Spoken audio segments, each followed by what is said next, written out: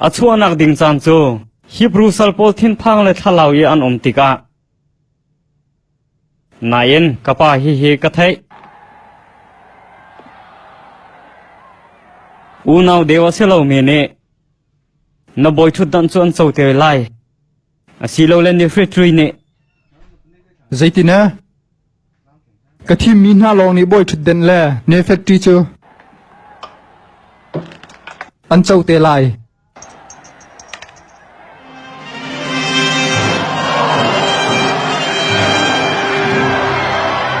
ama kamu ro ka ti minute